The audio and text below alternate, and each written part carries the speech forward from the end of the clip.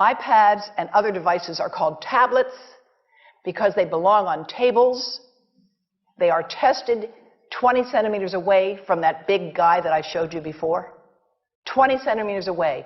They are not approved to be held in the laps of little children, although millions of kids are having them now in schools because the people involved in educational technology and those involved in public health research are not talking to one another.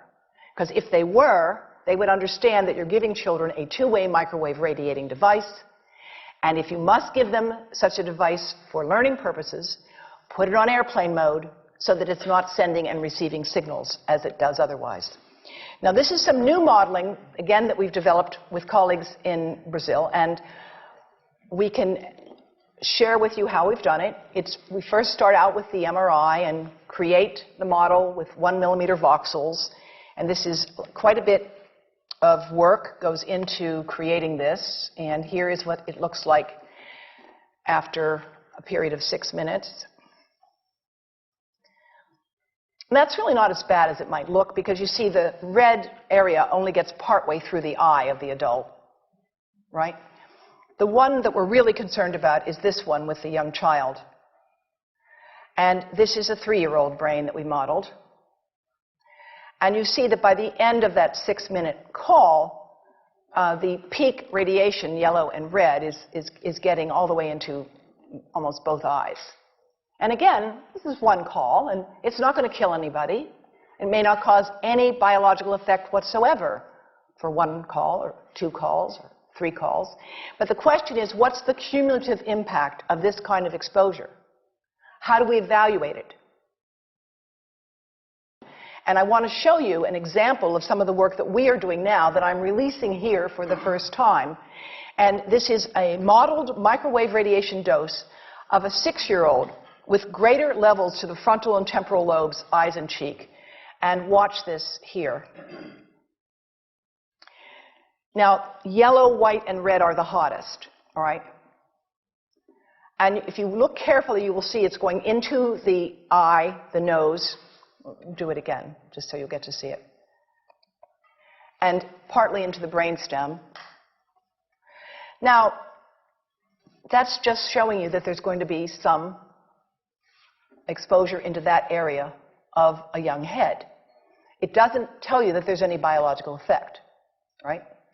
Now, the next slide is going to show you something that might be of interest to students and faculty here. And that has to do with exposure to the reproductive organs. We call them the gonads. I think you say the testicles. And bone marrow. And look here at the radiation as it gets into the groin area.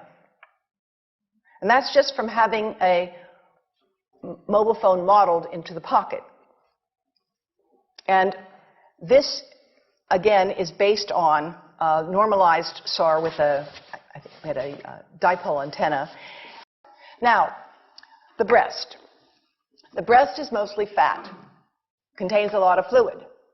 Things that contain fat and fluid cook faster in the microwave oven. Now, a cell phone can't cook anything, all right? Mobile phones do not pop popcorn. That was a fraud. They don't make any heat that we know of, otherwise they wouldn't be permitted. But they do go through things that contain fat and fluid. And we are now working at Environmental Health Trust with scientists at the University of California, San Francisco, scientists formerly the president of the American Cancer Society of California, because we are seeing women who keep cell phones in their bras. Has anyone seen a woman put a cell phone in her bra? Hands up, please. Please tell them you've heard now why they shouldn't do that. And here I want to show you our first case report from 2009, and we now have many more. This was a Chinese-American woman who used her cell phone 4 hours a day in her bra for 10 years while she was driving. Now, and you drive with a phone on your body. The phone is smart. It's going to go from one tower to another, and it's going to say, here I am, where are you, here I am. And it's going to be going to max power each time it moves from one cell tower to another. And there it was right next to her chest. And the tumors that developed right under the antenna of the phone. unusual tumors. But in the meantime, people have a right to know how you can minimize exposure. And again, I think this information is available on our website, will be available on yours. Remember, if you have to give a phone to a child, put it on airplane mode. And think about this. That microwave oven, it works because there's a metal box around the microwave signal, and the signal pings all over the place.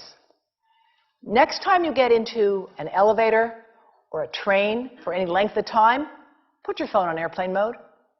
Otherwise, that signal is going all over the place, magnifying and coming back. Keep the mobile phone away from you when it's on and you are asleep. Now, it takes a village to do a lot of things.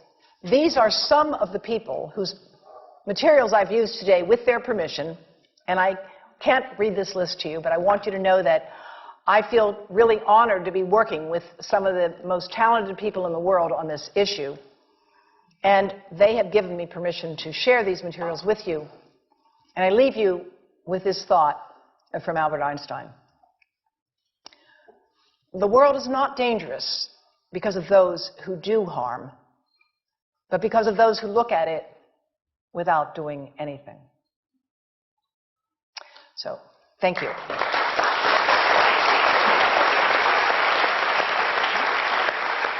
Thank you.